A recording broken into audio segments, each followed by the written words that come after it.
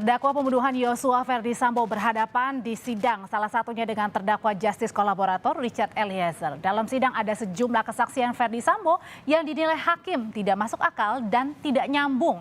Saat dicecar jaksa, terungkap Ferdy Sambo mengaku hasil tes kebohongannya tidak jujur. Kita bahas sore hari ini bersama dengan pakar mikroekspresi dengan Monica Kumalasari. Selamat petang, Bu Monica. Halo, selamat sore Mbak Audrey. Yang pertama yang saya akan tanyakan, kemarin pada saat di persidangan Ferdy Sambo menceritakan tentang pemerkosaan yang dialami istrinya. Dari ekspresi yang Ibu lihat, Ferdy Sambo berkata jujur tentang pemerkosaan ini yang dialami istri Ferdy Sambo? Ya, oke Mbak, saya kasih framing dulu di awal bahwa hal mengenai kebohongan ini ya, ini di luar juga ramai dibicarakan, bahkan hakim belum boleh in advance mengatakan kebohongan. Nah, yang saya lakukan di sini adalah bagaimana ketika tacit knowledge dari si hakim ini untuk impromptu mengatakan kebohongan didukung oleh scientificnya. Nah, saya di sisi yang scientificnya nih saya sampaikan gitu ya. Nah, dari yang mana tadi Mbak? Yang pertama adalah ketika mengatakan pemerkosaan. Ya, oke. Jadi ketika secara overall dulu penampilan Sambo kali ini berbeda dari biasanya. Saya mengatakan bahwa penampilan ini keluar dari baseline-nya. Apa yang merupakan baseline Sambo selama beberapa kali persidangan ya? Beliau masih memiliki power untuk mengatakan menurut caranya atau baseline-nya Sambo. Tetapi kali ini yang terjadi perubahan adalah suaranya lebih rendah, ya, softer and lower, ya. Nah, sementara pada saat melakukan analisis untuk voice, ya, hal-hal yang keluar dari baseline itu ada empat. Yang pertama adalah kalau suaranya softer atau lebih lembut. Ternyata benar lembut ya. Terus kemudian softer and lower. Nah, ini ditunjukkan udah softer terus kemudian pakai suaranya juga lebih rendah gitu ya. Terus juga yang ketiga adalah kalau suara keluar dari baseline ini adalah suara yang higher, yang lebih tinggi, suara yang meninggi dengan pitch ya yang ada fear atau anger atau edge with anger. Nah, kedua hal ini antara suara yang merendah dengan suara yang menjadi meninggi, dua-duanya ditunjukkan oleh Sambo ya. Di dalam persidangan yang ditunjukkan adalah softer and lower, sementara di luar persidangan ketika dibicarakan mengenai perempuan yang dikatakan oleh Eliezer ya, yang digunakan adalah nada suara edge with anger. Apa artinya lebih lembut? Kemudian nada marah ini untuk dilihat seorang Ferdy Sambo terdakwa pembunuhan berencana. Gimana? Apa artinya ketika perbedaan antara tadi softer lebih lembut kata-katanya dengan yang tadi lebih marah pada saat di luar persidangan? Ya, jadi salah satu yang dikatakan kejujuran adalah ketika seseorang mengungkapkan apa adanya. Dan ketika mengungkapkan adanya, maka emosinya juga biasa-biasa saja karena datanya adalah yang pernah dialami gitu ya. Ketika ada perbedaan menjadi softer atau menjadi lebih tinggi, ini kan ada perubahan ya. Yang di sini boleh kita simpulkan bahwa perlu digali lebih dalam karena ada hipotesis yang harus dites lagi oleh hakim nanti gitu. Jadi kalau hakim mengatakan bohong, secara saintifik saya mengatakan ya karena hakim ini sudah memiliki pengalaman, sudah memiliki tacit knowledge yang embedded di dalam dirinya sehingga memang sudah kesal karena dibohongi terus-terusan. Dan salah satu yang digunakan adalah ketika melakukan statement analysis.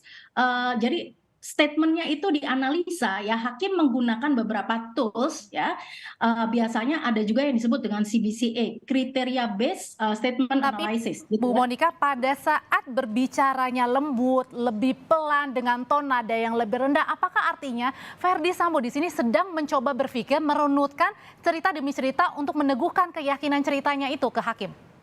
Ya, jadi karena ini tidak merupakan sesuatu yang spontan, spontanitas adalah merupakan sesuatu unsur kejujuran, sehingga kita akan bertanya bahwa tone-nya menjadi lebih softer dan lower, ya. Ini adalah untuk ketika seseorang ada perubahan dalam suara seperti ini, ya. Mereka mempunyai waktu atau jeda untuk merekonstruksikan sesuatu. Termasuk berpikir? Termasuk berpikir. Nah, tadi salah satu poinnya juga adalah ketika suara yang meninggi, ya. Kalau suara yang meninggi dengan amarah, gitu ya, atau anger with di edge suaranya gitu ya. Ketika Sambo mengatakan mengenai perempuan, harusnya kan marah, tetapi yang muncul pada Sambo saya perhatikan di mikro ekspresinya justru malah fear atau takut. Nah, berarti Ini ada perempuan yang mana nih yang Bu Monika? Perempuan yang dibilang sama Eliezer di luar persidangan atau ya, pemerkosaan? perempuan yang datang di rumah Bangka. Oke.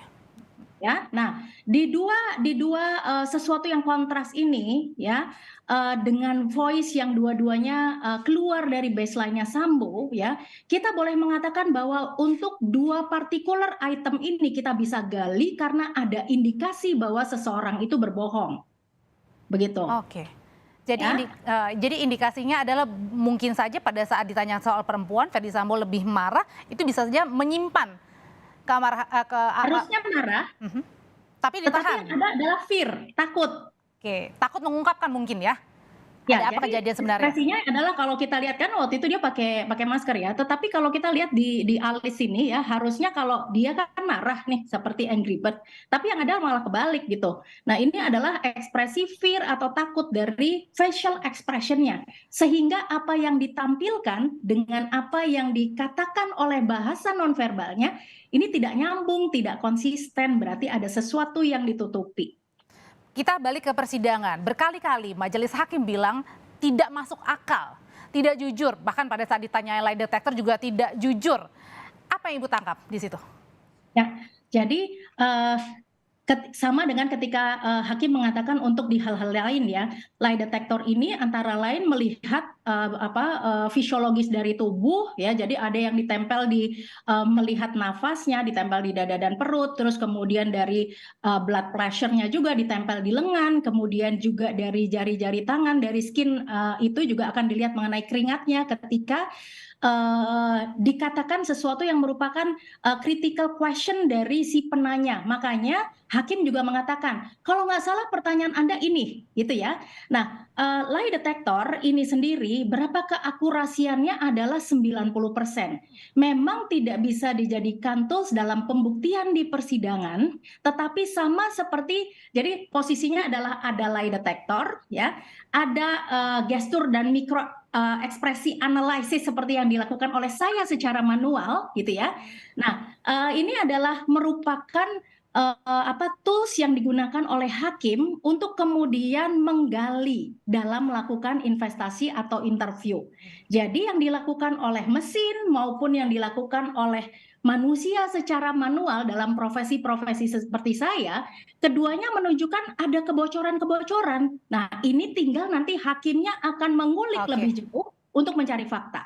Yang terakhir yang juga menarik adalah pada saat Eliezer. Di sini kan dikiranya bahwa Eliezer ini takut ya berhadapan dengan Sambo. Tapi kemarin beberapa kali Eliezer menyatakan bahwa ketegasannya tidak benar, apalagi yang masalah tembak dan menggeleng-gelengan kepala. Artinya? Ya, jadi kalau tadi udah ada dua nih, ada poligraf, ada saya yang mengamati dan menganalisa dari luar, tetapi di dalam justru malah ada Eliezer, ya.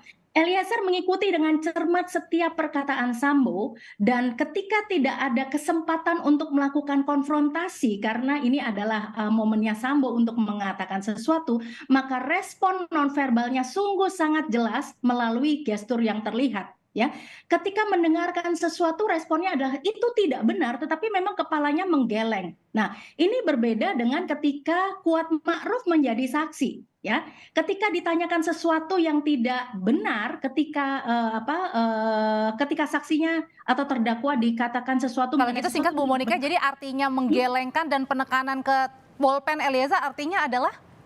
Ya, jadi menggelengkan adalah apa yang Anda katakan itu tidak benar, ya. Nah, ini adalah merupakan satu penegasan nonverbal.